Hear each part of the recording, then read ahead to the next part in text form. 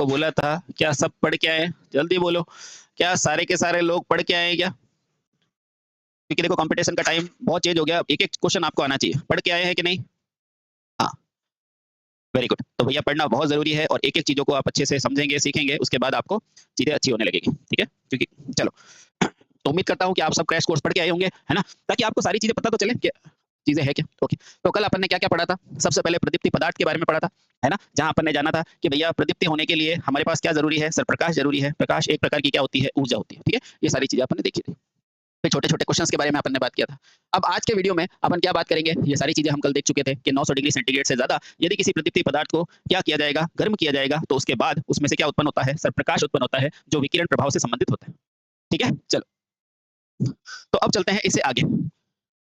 अब पहला सबसे पहले सर मुझे ये बताओ कि ये प्रदीप्ति फ्लक्स क्या होता है? बहुत अच्छे से जानना। जैसे चुंबक के बाहर जो किरणें निकलती है उसे अपन क्या कहते थे? सर चुंबकीय फ्लक्स। अच्छा। सर विद्युत से जो किरणें निकलती थी उसे क्या कहते थे? विद्युतिक फ्लक्स। उसी प्रकार से आपके प्रकाश स्रोत से जो किरणें निकलेगी उसे क्या कहेंगे? फ्लक्स। अब ये सर फ्लक्स होता क्या है उसके बारे में जानते हैं। तो ध्यान रखना सबसे पहले फ्लक्स को सांकेतिक भाषा में किससे दर्शाते हैं? सर फ्लक्स को सांकेतिक भाषा में फाई से दिखाया जाता है। किससे? फाई से। ठीक है, ओके। सर होता क्या है? तो ध्यान रखना किसी भी निश्चित दिशा में मान लो ये मेरा कोई डिवाइस है और इस डिवाइस से निकलने वाली ये जितनी भी किरणें हैं इन सबको मैं क्या कहूँगा? फ्लक्स कहूँगा। अच्छा सर, और फ्लक्स की इकाई क्या होती है? ल्यूमेन। ध्यान रखना 1 नंबर का क्वेश्चन फिक्स कि प्रदीप्ति फ्लक्स की इकाई क्या होती है? ल्यूमेन। यहाँ से आपको केवल इतनी चीज़ ध्यान रखनी है। प्रदीप्ति फ्लक्स की इकाई इकाई क्या होती है? ल्यूमेन। अच्छा सर, ये तो हमें समझ में आ गया। सर लेकिन आपने तो एक चीज़ बोली थी किसी पर्टिकुलर दिशा में, उसको बताओ। तो उसको समझने के लिए देखो, अपनी जो ये प्रकाश निकल रहा है किसी भी डिवाइस से, वो क्या एक ही दिशा में निकल रहा है क्या? नहीं, सर वो तो चारों ओर निकल रहा है। हाँ, तो इसे समझाने के लिए हमने एक कैंडल काम में ली जिसे कहते हैं मानक कैंडल। हाँ सर, बिल्कुल सही है। तो ध्यान रखना, एक मानक कैंडल से एक ठोस कोण में उत्सर्जित यानी कि निकली प्रकाश की मात्रा को क्या कहते हैं? ल्यूमेन कहते हैं। अब समझेंगे क्या है। देखो, ये जो आपका डिवाइस है, ये तो यहाँ भी एनर्जी दे रहा है, यहाँ भी दे रहा है, यहाँ भी दे रहा है, यहाँ पे दे रहा है, सब जगह दे रहा है। हाँ सर, बिल्कुल सही है। तो सर ऐसे तो हम एनालिसिस कर नहीं पाएँगे, तो इसलिए अपन एक क्या मान लेते हैं? कैंडल मान लेते हैं। हाँ सर, बिल्कुल सही है। अब बताओ ये कैंडल यहाँ पर भी रोशनी देगी, यहाँ पर भी देगी, यहाँ पर भी देगी, यहाँ पर भी देगी, यहाँ पर भी देगी। इसको समझने के लिए समझो क्या ये केवल ठोस जगह मतलब एक रेखीय ओर पे देगी या चारों ओर देगी? तो आपका जवाब आएगा सर ये तो चारों ओर प्रकाश देगी। हाँ, तो ध्यान रखना इसको समझने के लिए मैं एक चीज़ आपको बताता हूँ। एक तो होती है मम्मी की चूड़ी। हाँ सर, उसके आर-पार जा सकते हैं ना? हाँ, यानी कि केवल उसका बाहर का एक परिधि होती है, उसे कहते हैं व्रत। हाँ सर। एक होता है नींबू या संतरा जिसके अंदर का पूरा पार्ट भरा हुआ होता है। हाँ, उसे क्या कहते हैं? ठोस कहते हैं। क्या कहते हैं? ठोस। तो ध्यान रखना जब भी कोई स्रोत चलेगा ना, तो उसमें जो किरणें जाएगी वो ठोस कोण के रूप में जाएगी। क्या बोला मैंने? जब भी किरणें जाएगी वो किस रूप में जाएगी? सर ठोस कोण के रूप में जाएगी। इसीलिए हम जब एनालिसिस करते हैं मानक कैंडल के साथ, तो किसका प्रयोग किया जाता है? तो ठोस कोण को प्रयोग में लिया जाता है। हाँ सर। आओ, तो एक मानक मोमबत्ती के एक ठोस से उत्सर्जित मात्रा को ल्यूमेन कहते हैं कि मान लो मैंने इतने ठोस कोण की बात की। हाँ सर। यानी कि इस ठोस कोण को ओमेगा से लिखते हैं। इस ठोस कोण से जितनी प्रकाश की मात्रा उत्सर्जित हुई उसे ही क्या कहेंगे? ल्यूमेन। अब फिर से क्वेश्चन आएगा सर ये ठोस कोण क्या है? तो उसको भी बताएँगे। ये सब आपके वर्कशॉप कैलकुलेशन का हिस्सा है इसलिए आराम से देखना। अच्छा, उत्पन्न होने वाले फ्लक्स को प्रदीप्ति से समझाया जाता है और प्रदीप्ति की एसआई इकाई जो होती है वो क्या होती है? ल्यूमेन। अब चलते हैं आगे। अब इसको समझते हैं सर ठोस कोण क्या होता है? आराम से। ये आपकी मानक कैंडल है? हाँ सर। इस कैंडल से मैं मान लेता हूँ इतने भाग पर जो भी फ्लक्स निकल रहा है, इस सब की मात्रा क्या है? सर ल्यूमेन है। क्या है? ल्यूमेन है। तो सर मुझे तो ये बता दो, ये जो कोण है जिसको आपने एक ठोस कोण बोला है, सर इसको अपन बोल सकते हैं एक स्टेरेडियन, इसका मान क्या होता है? अब मैं आपको समझाऊँगा एक स्टेरेडियन क्या होता है। बहुत अच्छे से समझ लेना, थोड़ी-सा टफ है, लेकिन समझ में आ जाएगा। अब अगली कड़ी में हम समझेंगे क्योंकि हमें ल्यूमेन समझना है। ल्यूमेन यानी कि फ्लक्स। सर फ्लक्स क्या होता है? किसी भी ठोस कोण से निकलने वाली मात्रा को कहते हैं फ्लक्स। अब सर ये ठोस कोण क्या होता है? आओ, किसी ठोस गोले की ये मान लेता हूँ ठोस गोला है। हाँ सर, बिल्कुल सही है। इसकी त्रिज्या के वर्ग के बराबर यहाँ देख लेता हूँ कोई हो तो। हाँ, ठोस गोला है क्या? चलो ठोस गोला तो नहीं है, 3D आकृति। चलो, मैं कोशिश करता हूँ। ये ठोस गोला है, हाँ सर। तो किसी ठोस गोले की त्रिज्या के बराबर ये मान लो इसकी त्रिज्या है। किसी भी ठोस गोले की त्रिज्या के यानी कि r के, तो यहाँ पर भी त्रिज्या होगी, यहाँ पर भी त्रिज्या होगी, यहाँ पर भी त्रिज्या होगी। हाँ सर, बिल्कुल सही है। तो अपन कोई भी एरिया मान लेते हैं यानी कि यदि ये एक ठोस कोण है, हाँ सर ये ठोस कोण है। इस ठोस कोण की इस त्रिज्या के बराबर यदि यहाँ पर कुल क्षेत्रफल जो घेरा गया है वो है आर स्क्वायर, तो भैया इसी कोण का मान क्या होता है? सर इसी कोण का मान होता है स्टेरेडियन यानी कि ठोस कोण। और इसी को हम किससे दिखाते हैं? सर इसी ठोस कोण को हम किससे दिखाते हैं? डब्ल्यू से दिखाते हैं या कहीं-कहीं ई से दिखाते हैं। तो सर ये हुआ क्या? तो ध्यान रखना किसी भी ठोस गोले की त्रिज्या के बराबर जो क्षेत्रफल घेरा जाता है उसे ही क्या कहते हैं? स्टेरेडियन। बहुत अच्छे से ध्यान रखना, किसी भी ठोस गोले की त्रिज्या के बराबर क्षेत्रफल जो घेरा जाता है उस पूरे मान को प्राप्त किया जाता है स्टेरेडियन की मदद से। कहने का मतलब ये है कि सर स्टेरेडियन हुआ क्या? तो बोलना ठोस कोण की इकाई, सीधा-सीधा पूछा जाता है। ठीक है? अच्छा। सर स्टेरेडियन को किससे दिखाते हैं? तो ओमेगा से व्यक्त करते हैं और ध्यान रखना इसका मान क्या होगा? तो हम कहेंगे सर इसका मान जो होगा ना वो कैसे निकालोगे देखना। तो इस पूरे गोले का क्षेत्रफल, हाँ सर गोले का क्षेत्रफल, गोले का वक्र पृष्ठ का क्षेत्रफल बटे में हम क्या करेंगे? क्षेत्रफल बटे में हम क्या करेंगे? त्रिज्या का स्क्वायर, क्योंकि भैया एक स्टेरेडियन क्या होता है? एक त्रिज्या के बराबर होता है। हाँ सर त्रिज्या का स्क्वायर, इसका मान किसके बराबर आता है? सर हमारे स्टेरेडियन के बराबर आता है। फिर इससे हमने क्या समझा? बहुत कुछ समझा। इधर आओ, आपको पता है गोले का वक्र पृष्ठ का क्षेत्रफल क्या होता है? तो आप बोलोगे सर 4 पाई आर स्क्वायर, बहुत इंपॉर्टेंट है। सर गोले की त्रिज्या क्या होता है? R square. अब जब इसको हटा दोगे तो आपको पता चलेगा अधिकतम जो होता है फ्लक्स वो कितने पर फैलता है? 4 पाई, यानी कि किसी भी कैंडल के अंदर जो अधिकतम संपूर्ण फ्लक्स फैला जाता है उसका मान कितना होता है? 4 पाई। ये क्वेश्चन पूछा जाता है, बहुत इंपॉर्टेंट है, आप चाहो तो नोट कर सकते हो। ठीक है? चलिए, तो यहां से हमने क्या समझा? प्रदीप्ति फ्लक्स की इकाई क्या होती है? तो आप कहोगे सर ल्यूमन होती है। ठीक है, अगला सर ल्यूमन क्या होती है? तो आप बोलोगे किसी मानक मोमबत्ती द्वारा किसी ठोस दिशा में फैली प्रकाश की मात्रा। तो जब यहां तक हम पहुंच गए तो हमने सोचा सर अब ये तो बताओ सर ये ठोस कोण क्या है? तो अब ठोस कोण की परिभाषा ध्यान रखो, ठोस कोण क्या होता है? सबसे पहला क्वेश्चन तो ये आएगा ठोस कोण की इकाई क्या होती है? तो आप क्या बोलोगे? सर ठोस कोण की इकाई होती है स्टेरेडियन। क्या होती है? स्टेरेडियन। अगला पूछेगा सर ठोस कोण की इकाई अगर स्टेरेडियन होती है तो ये होता क्या है? तो बोलना किसी ठोस गोले के त्रिज्या के वर्ग के बराबर घेरा क्षेत्रफल क्या कहलाता है? सर ठोस कोण कहलाता है। ठोस कोण कहलाता है। तो यहां से हमारे अंदर एक बहुत अच्छी इच्छा जाहिर हुई कि सर अगर त्रिज्या के बराबर क्षेत्रफल ठोस कोण कहलाता है तो ये अधिकतम कितने भाग तक फ्लक्स जो है वो फैल सकता है?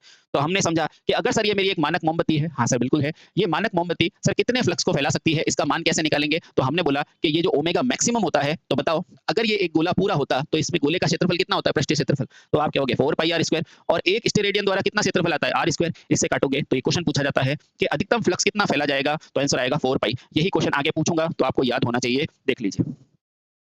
ठीक है? यस सर, बिल्कुल सही है। अच्छे से देखते रहना, बहुत इंपॉर्टेंट है। अच्छा सर, ये बात तो हमें समझ में आ गई कि किसी भी मानक मोमबत्ती के द्वारा अधिकतम क्षेत्रफल पूछा जाएगा तो कितना बताओगे?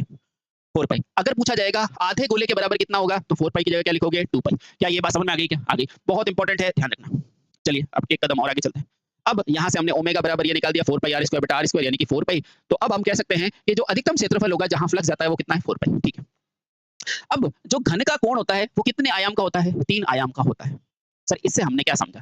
देखो, एक होता है जो मम्मी वगैरह की चूड़ी होती है ना, हाँ सर, ये क्या है? सर एक व्रत है, ठीक है? और जब अपन किसी नींबू, संतरे या फिर अपन किसी ऐसी चीज़ की बात करते हैं जिसके बीच वाला भाग भरा हुआ है, तो वो क्या होता है? गोला होता है। क्या होता है मेरे भाई? गोला। तो इस गोले के संपूर्ण पृष्ठ का क्षेत्रफल हमको पता है क्या होता है? 4 पाई आर स्क्वायर बटे आर स्क्वायर, यहाँ से आ जाएगा 4 पाई। ध्यान रखना ये जो गोला होता है वो कैसी फिगर होता है? 3D फिगर होता है, लेकिन अगर आप वृत्त की बात करते हो तो वो कैसी फिगर होता है? Sir 2D। ठीक है? हाँ सर। अतः घन कोण के अधिकतम मान 4 पाई स्टेरेडियन के बराबर होता है। उम्मीद करता हूं यहां तक आपने अच्छे से जान लिया होगा। ठीक है? अब चलते हैं सर प्रकाश की तीव्रता क्या होता है? बहुत अच्छे से जान लेना, है ना? सबसे पहले ध्यान रखो तीव्रता क्या होता है? देखो, अब यहाँ से मैंने ये लाइट लगाई, ये पर्टिकुलरली आप पे जा रही है ना? हाँ सर जा रही है। तो यही क्या है? जो एक पर्टिकुलर दिशा में एक जगह लगाई जाए उसे ही क्या कहते हैं? तीव्रता। अब इसको टेक्निकल रूप में समझते हैं, सर तीव्रता क्या होती है? तो ध्यान रखना, प्रदीप्ति तीव्रता इसे कहते हैं, है ना? प्रकाश की तीव्रता को ही प्रदीप्ति तीव्रता कहते हैं। Number 1 question. नंबर 2 क्वेश्चन, प्रकाश की यह चमक पर निर्भर करता है, यानी कि जितनी ज्यादा चमक होगी उतनी तीव्रता ज्यादा होगी, है ना? यानी कि मैं तेजी से अगर आपकी आंखों पर रोशनी डालूंगा तो भैया वहां पर आपको बहुत ज्यादा चुभन महसूस होगी, और वहीं हल्के प्रकाश होगा तो आपको चुभन कम महसूस होगी। यानी मैं कह सकता हूं कि सर प्रकाश की जो चमक होगी वह उसकी तीव्रता पर निर्भर करेगी। तो सर ये भी कह सकता हूं कि जो चमक होगी वो समानुपाती तीव्रता होगी। आप 100% ऐसा कह सकते हैं। ठीक है? हाँ।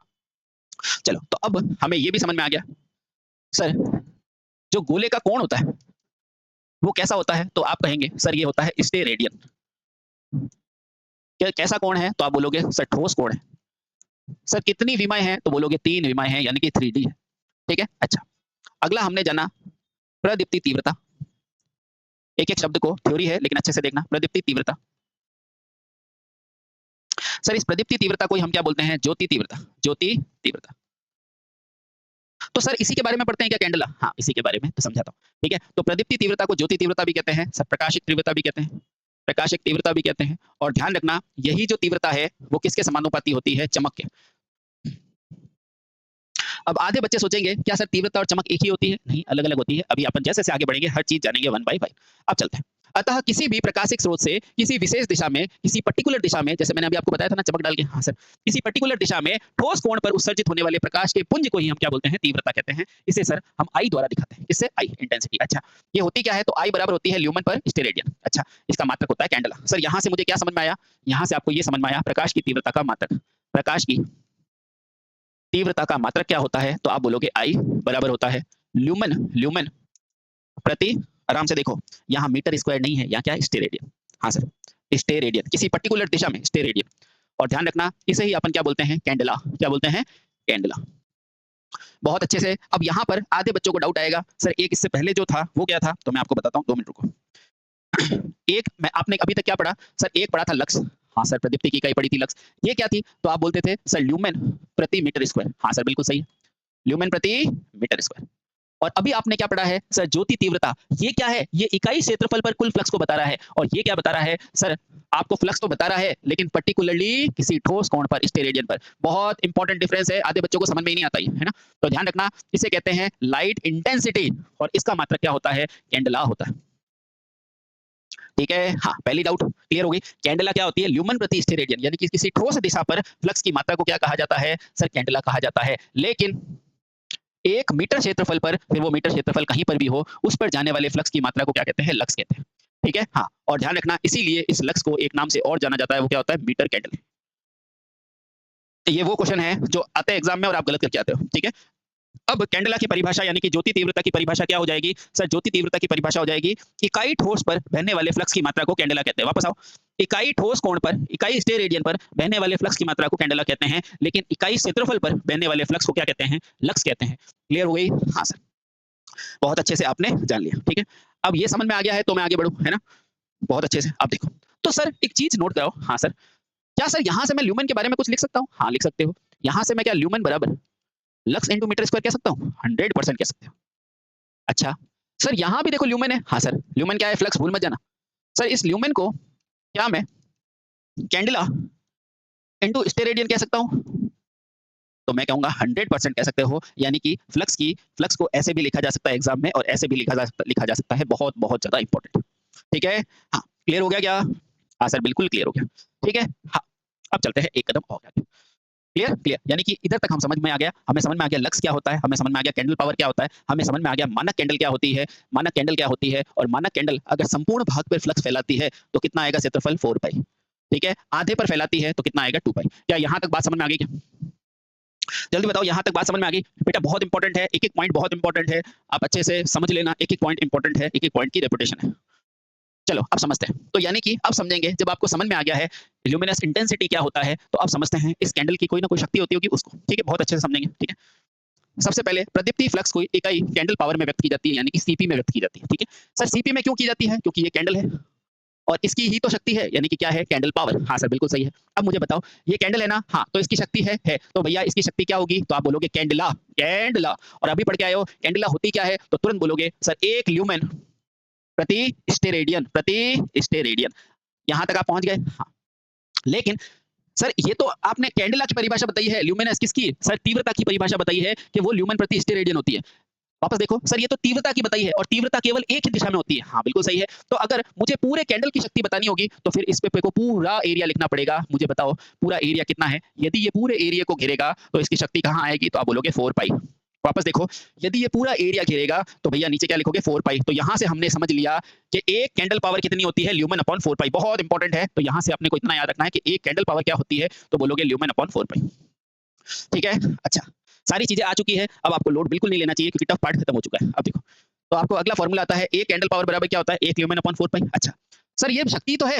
आप कहोगे हाँ, शक्ति की इकाई क्या होती है? वाट। तो क्या सर कैंडल पावर और वाट का संबंध होता है? बिल्कुल होता है। तो ये थोड़ा-सा आपको मानक बल्ब से कैलकुलेट किया था इसलिए याद करना पड़ेगा। तो आपको मैं डायरेक्ट बताता हूँ, एक कैंडल पावर बराबर कितना होता है? 0.0201 वाट। सर ये याद करना पड़ेगा, 100% करना पड़ेगा। यूपीपीसीआर, बार्क, भेल, इसरो हर एग्जाम में ये पूछा गया है और सेम क्वेश्चन पूछा जाता है, एक कैंडल पावर कितने वाट के बराबर है? तो आपको याद होनी चाहिए 0.021201 वाट। ठीक है। अब सर ये जो कैंडल पावर होती है वो कितने प्रकार की होती है? तो बोलोगे सर ये 3 प्रकार की होती है। पहला होगा एमएचसीपी, दूसरा होता है एमएचसीपी, तीसरा होता है एमएचएससीपी। सर इसको थोड़ा-सा और समझाओ। अभी देखो, ये क्या लिखा है? एम का मतलब मीन, मीन को कहते हैं औसत। एच का मतलब हॉरिजॉन्टल, हॉरिजॉन्टल को कहते हैं क्षैतिज। सी का मतलब होता है कैंडल, पी का मतलब पावर। सर इसका मतलब इनसे तो कोई मतलब ही नहीं है। आगे वाले नाम से ध्यान रखो। ये क्या है? Mean hemisphere candle power. हाँ sir, mean sphere candle power. और ये क्या है? Mean hemisphere sphere candle power. ठीक है, अच्छा सर। तो सर एक चीज बताओ, अभी आपने बोला था कि यदि ये कैंडल है पूरे में फैलाएगी तो 4 पाई प्रकाश देगी। मैं कहूंगा हाँ। अगर इसने हेमिस्फीयर, हेमिस्फीयर का मतलब क्या है? आधा स्फीयर। तो बताओ ये प्रकाश कितना देगी? तो आप कहोगे 2 पाई। इसका मतलब सर हेमिस्फीयर कहाँ लिखा हुआ है? ये हॉरिजॉन्टल है ना, हेमिस्फीयर। ये हॉरिजॉन्टल है यानी कि क्षैतिज है। अच्छा, ये स्फीयर है, तो इसका मतलब सर यहाँ तो हेमिस्फीयर है ही नहीं। तो बताओ फ्लक्स कहाँ आएगा? तो आप कहोगे सर यहाँ पर भी 4 पाई में फ्लक्स आएगा, यहाँ पर भी 4 आएगा, लेकिन सर हेमिस्फीयर यहाँ आया है अर्धगोला, तो बताओ यहाँ पर फ्लक्स भी कितना आएगा? 2 पाई। इतनी बात किस किस को समझ में आ गई? हाँ सर समझ में आ गई। इसका मतलब टॉपिक समझ में आ चुका है। आओ, सबसे पहले औसत कैंडल पावर क्या होती है? मीन। तो ध्यान रखना एमएचसीपी क्या होती है? वही फॉर्मूला आता है, फ्लक्स अपॉन में क्या लगाओगे? सर 4 पाई, खत्म। परिभाषा क्या लोगे कि भैया किसी भी क्षैतिज तल में, क्षैतिज क्यों लिया? क्योंकि एच का मतलब होता है क्षैतिज तल। किसी भी क्षैतिज तल के चारों ओर प्रकाश की मात्रा और 4 पाई के अनुपात को ही बोलते हैं एमएचसीपी, यानी कि ल्यूमेन अपॉन 4 पाई। अच्छा सर, लेकिन होनी कहाँ चाहिए? क्षैतिज में। ठीक है सर। औसत गोलाकार कैंडल पावर क्या होता है? तो ध्यान रखना गोलाकार यानी कि चारों दिशाओं में। तो किसी भी कैंडल पावर में चारों दिशाओं में बहने वाला संपूर्ण फ्लक्स बटे में 4 पाई। ये लो सर, ये भी फॉर्मूला याद हो गया। ये किसका है? एमएससीपी का। एमएससीपी का ये क्या होता है? संपूर्ण, यहां संपूर्ण लिख देना, संपूर्ण फ्लक्स बट्टे में क्या होगा? सर 4 पाई। क्या याद हो गया? हाँ सर याद हो गया। बहुत टॉपिक आसान है। अब देखो औसत अर्धगोला, सर अर्धगोला है, अर्धगोला का मतलब हेमिस्फीयर। बताओ नीचे 4 पाई आएगा कि 2 पाई आएगा? सर 2 पाई आएगा। ये देखो 2 पाई, यानी कि ऊपर अर्धगोले का फ्लक्स बटे में 2 पाई। सर इसको याद करा दो तो मजा आ जाएगा। आओ मैं इसको याद करा देता हूँ। सबसे पहले हमने अभी क्या पढ़ा? Sir candle power. Sir candle power क्या होती है? ल्यूमेन अपॉन में 4 पाई। 4 पाई क्यों? क्योंकि सर मानक के चारों ओर क्या होता है? 4 पाई में फ्लक्स फैलता है। अच्छा सर, एक मिनट पानी पी लो तो।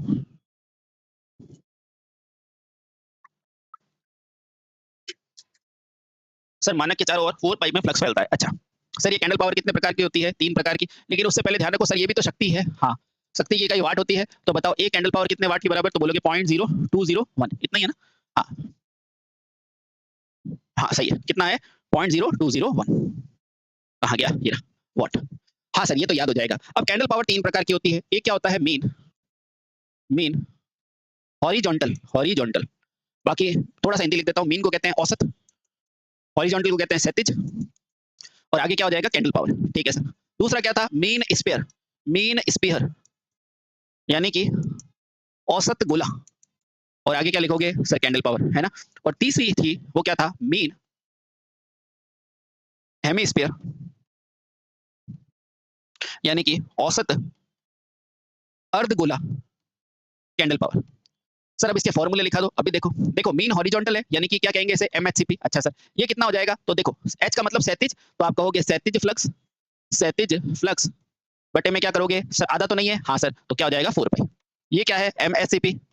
ये क्या है? तो बोलोगे पूरे संपूर्ण, क्या बोलोगे? संपूर्ण फ्लक्स बटे में क्या लिखोगे? 4 पाई। हाँ सर, टिक हो जाएगा। मीन हेमिस्फीयर यानी कि एमएचएससीपी, ये क्या होगा? तो बोलोगे अर्धगोले का फ्लक्स, अर्धगोले का फ्लक्स बटे में क्या आएगा? 2 पाई। बस इतना सा याद करना है। एक नंबर एग्जाम में 100% हर बार क्वेश्चन पूछा जाता है।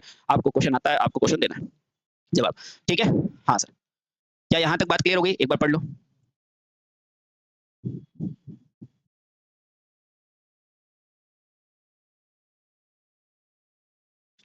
ठीक है, अब चलते हैं आगे।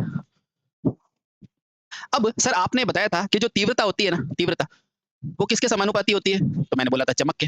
फिर आपने बोला था सर चमक और तीव्रता एक ही होती है। मैंने बोला था नहीं। अब समझते हैं ये चमक क्या होती है, तीव्रता क्या होती है। अच्छा, ये सारी चीजें एक दूसरे से जुड़ी हुई है। ठीक है सर, अभी आपने तीव्रता पढ़ी थी, इसकी इकाई क्या बताई थी? तो मैंने बोला कैंडेला। अच्छा, तो कुछ नहीं करना है। ये जो कैंडला है, ये जो कैंडला है वो जितने क्षेत्रफल पर आ रही है ना, वापस समझना, ये जो तीव्रता है कैंडला वो जितने क्षेत्रफल पर आ रही है उसे ही कहते हैं चमक। अच्छा, तो देखो भैया, अपन इस चमक को क्या कह सकते हैं? आई बटा ए, यानी कि इकाई क्षेत्रफल पर तीव्रता की मात्रा को ही अपन क्या बोलते हैं? चमक कहते हैं। इसीलिए अपन कहते हैं कि भैया चमक समानुपाती क्या होती है? तीव्रता। ठीक है? हाँ। तो ये भी कह सकते हैं सर जितनी ज्यादा चमक होगी उतनी ज्यादा तीव्रता होगी, 100% कहते हैं। अगर जितनी कम चमक होगी उतनी कम तीव्रता होगी, ये भी कह सकते हैं। ठीक है?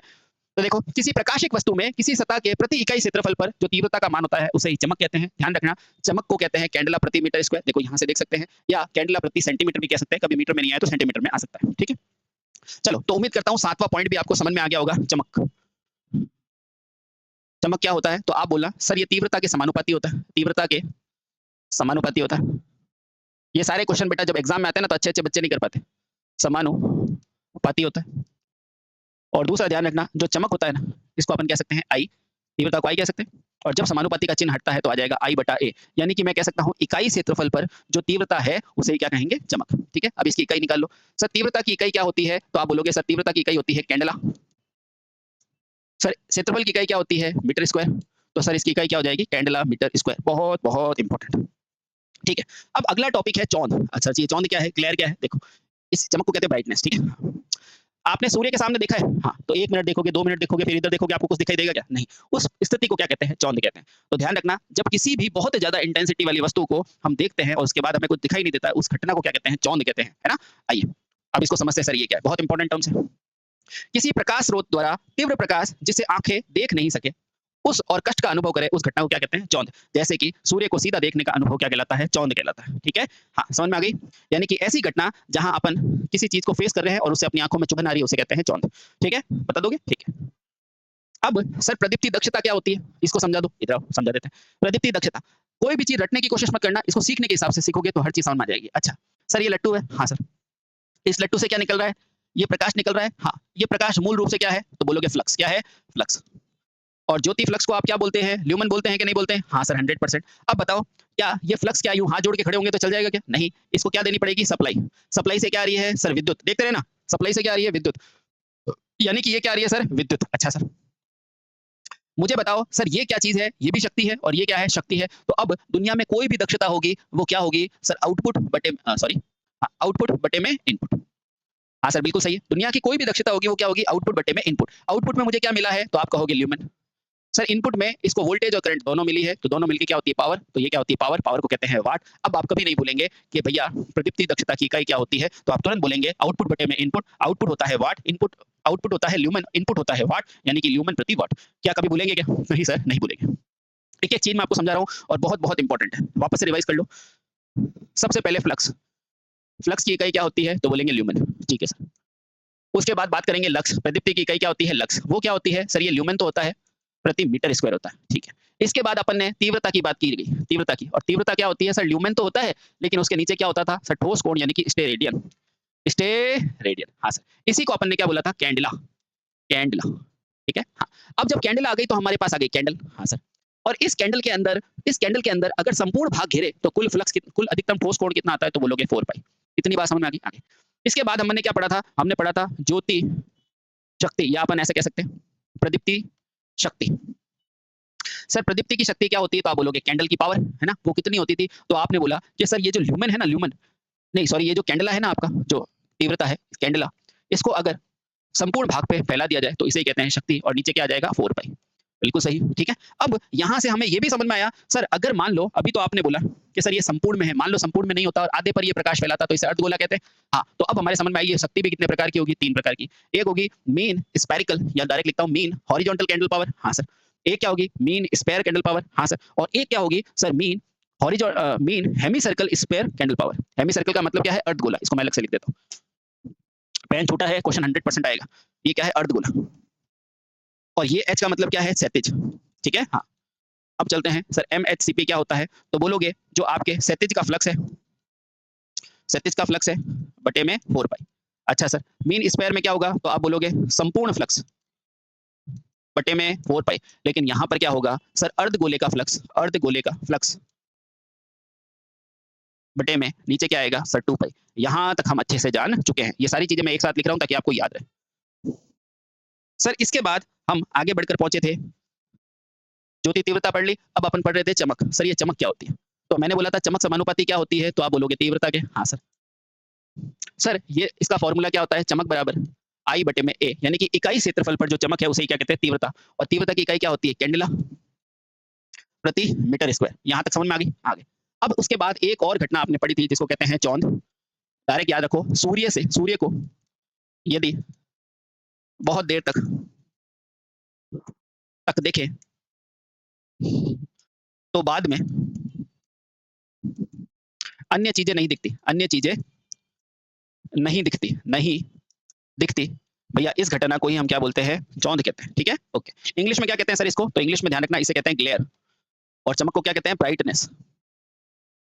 ये लो। तो अभी तक आपने जो भी पढ़ा है वो मैंने आपको एक पेपर में लिख दिया है। अच्छे से इसको एक बार रीड कर लो प्लीज़। इन चीज़ों को मज़ाक में मत लेना, बहुत ज़्यादा इम्पोर्टेंट है और आजकल कॉम्पिटिशन में आपको पता है एक-एक नंबर इम्पोर्टेंट है।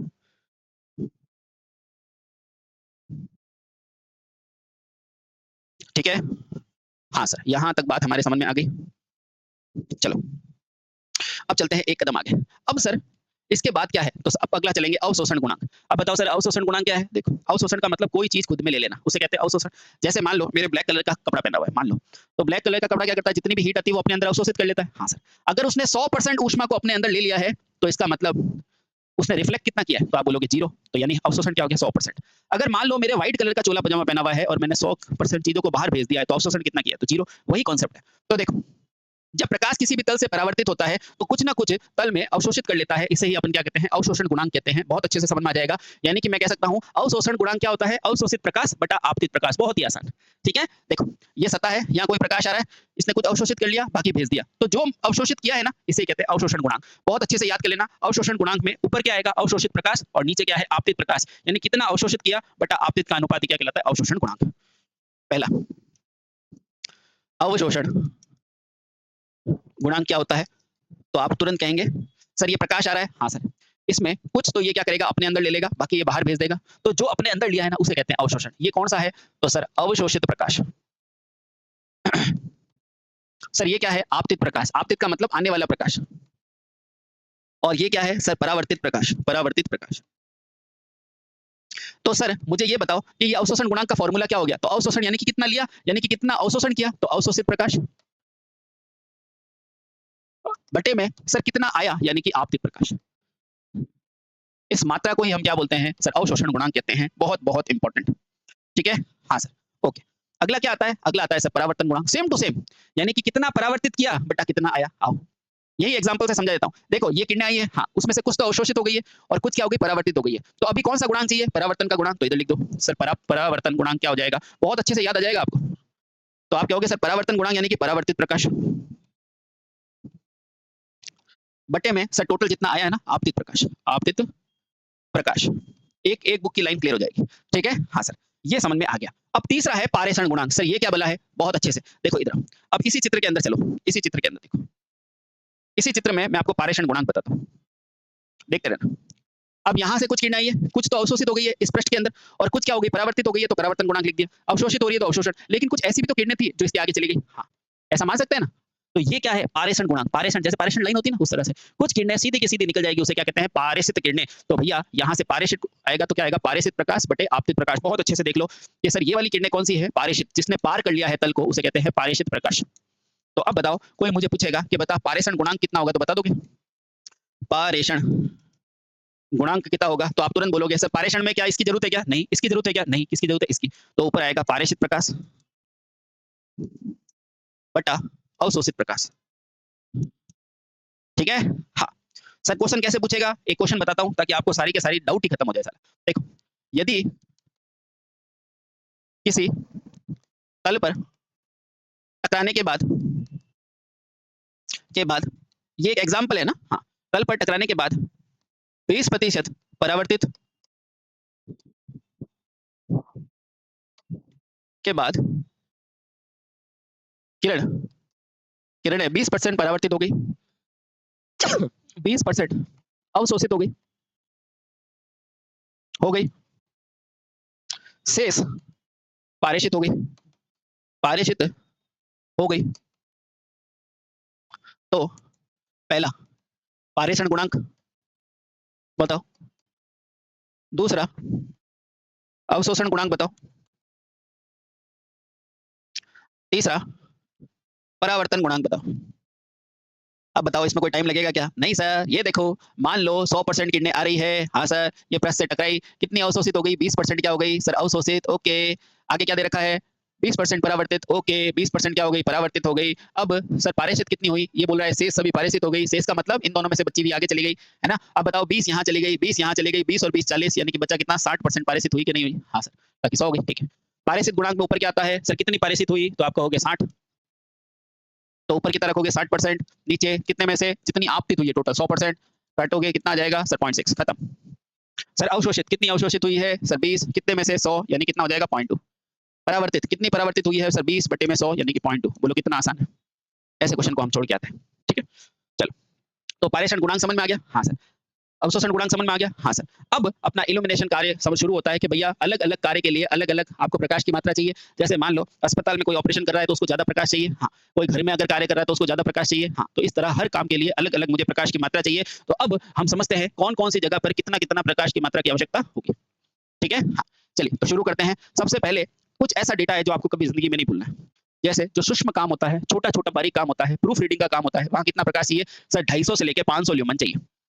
प्रूफ रीडिंग क्या होती है? जहाँ बहुत बारीक अपने को गलतियाँ वगैरह देखनी होती है ना, वापस से रीड करना होता है, वहाँ 250 से लेके 500 ल्यूमेन प्रति मीटर स्क्वायर चाहिए। अब देख के बताओ ये रहा ल्यूमेन, ये रहा मीटर स्क्वायर, ये किसकी इकाई है? तो आप तुरंत बोलोगे सर ये किसकी इकाई है? लक्स की।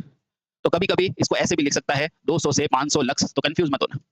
ठीक है? हाँ, ये प्रदीप्ति की ही इकाई है। ओके? फिर जो घड़ी का मरम्मत करता है या ड्राइंग करता है उसको कितनी चाहिए? तो 1000 से 2000 ल्यूमेन, है ना? हाँ। उसके बाद सामान्य लाइब्रेरी में कितना चाहिए? तो 500 ल्यूमेन। उसके बाद सर्वाधिक प्रकाश कहाँ चाहिए? तो आँख बंद करके लगा देना अस्पतालों में, क्योंकि एक अगर नाड़ी अगर गलत कट गई तो फिर दिक्कत हो जाएगी। तो सबसे ज़्यादा प्रकाश कहाँ चाहिए? तो ध्यान रखना अस्पताल के ऑपरेशन थिएटर में। उसके अलावा रेलवे स्टेशन पर कितनी चाहिए? तो सबसे कम। ये 2 क्वेश्चन मेरे कहने से याद करना। कौन-कौन से? 2 क्वेश्चन याद ज़रूर करना। सबसे पहले सर्वाधिक प्रकाश अस्पताल में, हॉस्पिटल में, और न्यूनतम कहाँ चाहिए? तो बोलना प्लेटफ़ॉर्म पर। क्या प्लेटफ़ॉर्म पे कोई काम करना है क्या? नहीं, इसलिए न्यूनतम प्रकाश प्लेटफ़ॉर्म। अब ऑपरेशन के बाद क्या लगा सकते हैं? तो आप बोलोगे फाइन वर्क, या आप कह सकते हैं drawing, fine work, proof reading, proof reading, reading.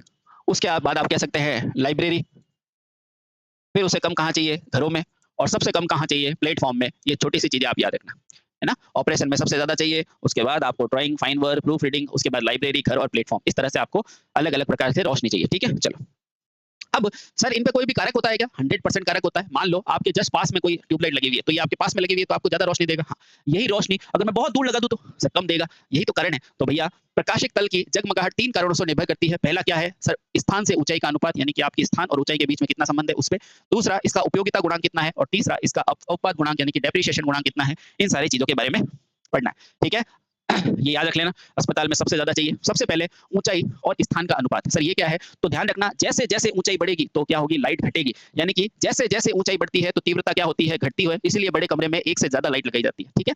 ऊँचाई जैसे मान लो आप यहाँ खड़े हो, अगर यहाँ लाइट लगी हुई है तो आपको मस्त प्रकाश देगी। अगर और ज़्यादा ऊँचाई पे लाइट है तो क्या प्रकाश और कम हो जाएगा? और ऊँचे पे तो और कम हो जाएगा। इसलिए बड़ी जगहों पर आपको एक से ज़्यादा लाइट लगाई जाती है। बड़े कमरों में अधिक प्रकाशिक स्रोत होते हैं। ठीक है? अगला क्या है? उपयोगिता गुणांक। अब नाम से नहीं समझ में आ रहा है उपयोगिता यानी कि कुछ उपयोग मिलेगा। हाँ, तो बस आ गया समझ में। किसी भी कक्ष में प्रकाश की व्यवस्था उपयोग किए गए प्रकाश तथा लैंप के द्वारा प्रकाश का अनुपात ही क्या कहलाता है? उपयोगिता गुणांक। सर समझ में नहीं आया, एक बार आप समझाओ, अभी समझाता हूँ। ये तो समझ में आ गया, उपयोगिता गुणांक बराबर उपयोग किया गया हुआ प्रकाश डिवाइडेड बाय उत्पन्न प्रकाश। नहीं आया सर? आओ, तो मैं किस लिए हूँ मैं बताऊँगा। ये देखो, ये बल्ब है, हाँ, इसने उत्पन्न कितना किया है? ये वाला उत्पन्न प्रकाश। अच्छा, उत्पन्न प्रकाश बटा ये प्रकाश जब किसी भी व्यक्ति पर पहुंचा है तो क्या सारा प्रकाश इस व्यक्ति पर पहुंचा है क्या? नहीं, केवल ये वाला पहुंचा है। तो उपयोग किया गया प्रकाश, ये उपयोग प्रकाश। तो बस, या फ्लक्स कह लो, फ्लक्स, उपयोगी फ्लक्स बटा उत्पन्न फ्लक्स। तो सर इसका अनुपात यही है क्या? हाँ, यही यही है। उपयोगिता उपयोगिता गुणांक क्या होता है? सर उपयोगिता गुणांक होता है आउटपुट बटे में इनपुट। ये लो सर, इनपुट क्या है? तो आप बोलोगे उत्पन्न फ्लक्स। सर आउटपुट कहाँ है? उपयोग फ्लक्स। और सर इसका गुणांक ही क्या होगा? उपयोगिता गुणांक। मैं नहीं समझता इससे ज्यादा आसान कुछ होगा। ठीक है? हाँ। अब एक और समझो सर, अपाद गुणांक क्या होता है? अपाद को हिंदी इंग्लिश में क्या बोलते हैं? डेप्रिसिएशन। क्या कहते हैं? डेप्रिसिएशन। सर ये क्या होता है? तो ध्यान रखो, बल्ब हुई, ट्यूबलाइट हुई, ये क्या होते हैं भैया? प्रकाशिक स्रोत होते हैं, और इसके ऊपर समय के साथ क्या लग जाती है? मिट्टी वगैरह लग जाती है ना, तो आप देखते हो इसके ऊपर मिट्टी लगी हुई है। हाँ, यानी कि ये गंदे हो जाते हैं। तो जब ये गंदे हो जाते हैं तो चमक क्या होती है? खराब हो जाती है। इसीलिए भैया अपन जब भी त्योहार वगैरह होते हैं तो ये ट्यूबलाइट वगैरह साफ करते हैं। साफ करने पर एकदम तेज रोशनी आती है। तो ध्यान रखना, बल्ब, ट्यूबलाइट प्रकाशीय स्रोत गंदे हैं तो उनकी चमक क्या हो जाती है? कमी आ जाती है, यानी कि कम चमक देते हैं। तो भैया उसी के हिसाब से समय-समय पर इनका मूल्य क्या होता है? कम होता है, उसे कहते हैं अवपात गुणांक। सर अवपात गुणांक डेप्रिसिएशन फैक्टर होना कितना चाहिए? तो बोलोगे इसका सामान्य मान 1.5 से 1.2 से कितना होता है? 1.4। हमेशा याद रखना, ये क्वेश्चन कितनी बार पूछा गया है, अवपात गुणांक कितना होता है? तो बोलना 1.2 से लगाकर 1.4। ठीक है सर। अब बहुत अच्छे से समझना इसको। ये टॉपिक अच्छे-अच्छे बच्चों को समझ में नहीं आता है, मैं आपको थोड़ा समय लेके समझाता हूँ। देखो, ये ट्यूबलाइट आप खरीद के लेके आए? हाँ सर। इस ट्यूबलाइट शुरू में कीमत मान लो एक्स रुपए थी, है ना? एक्स रुपए छोड़ो, 100 रुपए थी मान लो। अब 4 साल के बाद या आप 4 साल तो ज़्यादा हो जाएगा, 3 महीने के बाद 3 महीने के बाद ये ट्यूबलाइट पड़ी हुई है, क्या अभी भी इसको 100 रुपए में बेच सकते हो क्या? नहीं। अभी भी 100 रुपए में बेच सकते हो क्या? नहीं। अच्छा, अभी कितने में बेच सकते हो? तो 20 रुपए, 30 रुपए, 50 रुपए में बेच सकते हो। हाँ सर, बिल्कुल सही। क्योंकि ये चली भी है। अच्छा, ये कौन-सी स्थिति है? सर वर्तमान स्थिति। बहुत अच्छे से देखना बेटा, अच्छे-अच्छे बच्चों को समझ में नहीं आता है, वर्तमान में, ठीक है। ये क्या है? जब खरीदी थी। अब ये लगी हुई है, लगी हुई है, लगी हुई है तो इसके ऊपर डस्ट आ गई? हाँ सर, इसके ऊपर डस्ट आ गई। फिर जैसे ही दिवाली का मौसम आया और मम्मी ने क्या की इसकी सफाई। मम्मी ने क्या की इसकी सफाई, ये लो सफाई कर दी, ये लो सफाई कर ली, ये लो सफाई कर दी। अच्छा, ये लो सफाई कर ली। जैसे ही सफाई की तो इसकी चमक क्या हो गई? और ज़्यादा बढ़ गई, और ज़्यादा बढ़ गई। यानी कि अवपाद गुणांक क्या होता है? डेप्रिसिएशन गुणांक क्या होता है? तो ये गंदी चीज़ का डेप्रिसिएशन नहीं है, इसको साफ करने के बाद डेप्रिसिएशन है। यानी कि साफ प्रतिदीप्ति, यानी कि साफ वस्तु की प्रतिदीप्ति या कह सकते हैं फ्लक्स बटा जो वास्तव में थी, यानी कि जो शुरू से यहाँ लाए थे ना, वास्तव में जो थी गंदी अवस्था में, वास्तविक प्रतिदीप्ति यानी कि गंदी अवस्था में, इसको लिख सकते हैं जो गंध की अवस्था है ना, जिसमें इस पे डस्ट आ गया था, उस अवस्था में फ्लक्स के अनुपात को प्रतिदीप्ति कहते हैं। अब बताओ साफ वाले की ज़्यादा होगी कि नहीं होगी? हाँ सर होगी, इसीलिए इसका मान क्या होता है? सदैव ज़्यादा होता है और पूछा जाता है कितना होता है? तो 1.2 से 1.4 बहुत इंपॉर्टेंट है और बहुत कम बच्चे इसको समझ पाते हैं। ठीक है? हेलो सिट्टू, समझ में आया? ये क्वेश्चन बहुत इंपॉर्टेंट है, फिर से कह रहा हूँ, ये अच्छे-अच्छे बच्चों को समझ में नहीं आता है, अगर आपको आ गया है तो बहुत ही बढ़िया। ठीक है? अतः आवश्यक ल्यूमन बराबर क्या होता है? ये सारी चीज़ें और अब हम क्या पढ़ेंगे? अच्छा, अब देखो आराम से, अब ये मेरी ट्यूबलाइट थी, हाँ सर ये ट्यूबलाइट थी। अब ये जो ट्यूबलाइट का जो टोटल आवश्यक ल्यूमेन है वो कितना होगा? तो बहुत अच्छे से देखना। सबसे पहले अवपाद गुणांक जो अपन ने पढ़ा था डेप्रिसिएशन फैक्टर डिवाइडेड बाय जितना यूज़ किया उसे क्या कहते हैं अपन उपयोगिता गुणांक इंटू प्रदीप्ति इंटू क्षेत्रफल। चलो इसको मैं कल पढ़ा दूँगा आपको अच्छे से ये फॉर्मूला। और कल पढ़ेंगे अपन प्रदीप्ति के नियम, यहाँ से शुरू करेंगे कल अपनी क्लास और बहुत अच्छे से समझेंगे। ठीक है? ध्यान रखना बेटा अवपाद गुणांक अच्छे-अच्छे बच्चों को समझ में नहीं आता है, लेकिन अगर आपको आ गया है तो बहुत ही अच्छी बात। कल इससे आगे से पढ़ेंगे और फिर से नए साथियों को कहना चाहूँगा क्रैश कोर्स में 1 डेढ़ घंटे का लेक्चर है, पूरा देख के आ जाना मज़ा आ जाएगा। ठीक है? Thank you so much, bye bye, take care, Tata.